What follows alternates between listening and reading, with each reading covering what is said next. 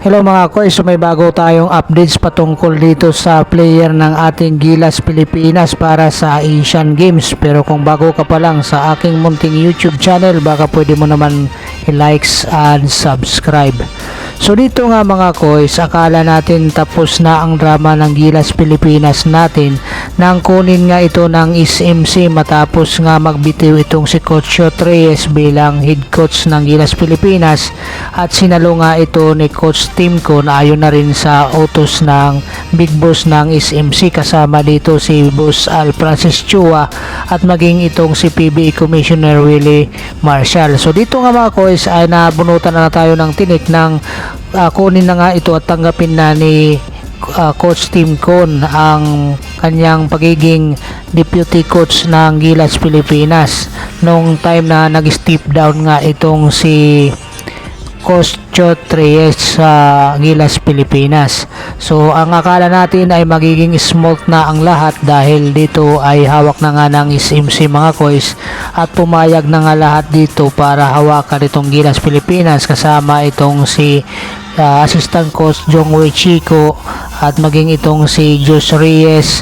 So nagtulong-tulong na dito mga koy. So medyo kampante na tayo dito at nang sunod na linggo nga ay nilabas na nga ni Coach Tim Con ang kanyang final 12. Ngunit dito mga koy, si Calvin Abeba at Jason Perkins ay personal na choice ni Coach Tim Con para dito sa Gilas Pilipinas.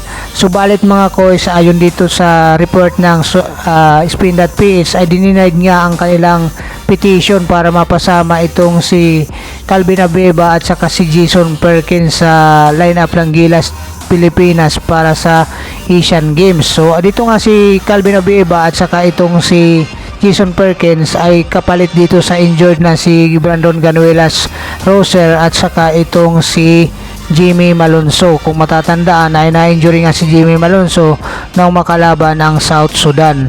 Ngunit dito mga koys ay hindi nga tinanggap ang apela ng Gilas Pilipinas at saka ni Coach Tim Con dahil nga nagpasa na itong si Coach Jose Reyes ng 60-man poll at ang SBP para dyan sa Asian Games. So ang POC nga nagpasa dito mga koys. So ngayon ang senaryo nga mga koys dahil nga hindi kasama itong si Jason Perkins at saka si Calvin Abeba ay mag-antay ng approval para sa apela nga ng Gilas Pilipinas sa Hagok patungkol dito kay Jason Perkins dahil silang dalawa nga ni Calvin Abeba ay substitute player para sa dalawang Gilas player na injury.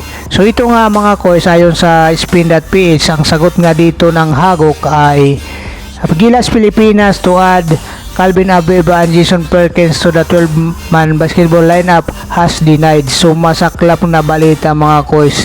Dininay na nga mga koys sa China itong dalawang Gilas player natin. So ito pa ang masaklap pa dito nga mga koys. Pati itong si Muala Tautua at itong si Terence Romeo mga koys ay nababalita ding hindi mapapasama sa official lineup ni Coach Tim Con para sa Asian Games. So ito mga koys ang column na yan sa Spin.ph pa rin. Ang worst scenario dito mga koys is hindi mapapasama si Terence Romeo at saka si Muala Tautua para sa ginagawang lineup ni Coach Tim Con. Ang reason ay hindi malinaw. Ito ang masaklap mga koys. Naluto na nga tayo sa China. So hanggang dito na lang muli mga koys, hanggang susunod natin mga video. Kung nagustuhan natin yung munting palabas, give me likes and share lang. God bless you all.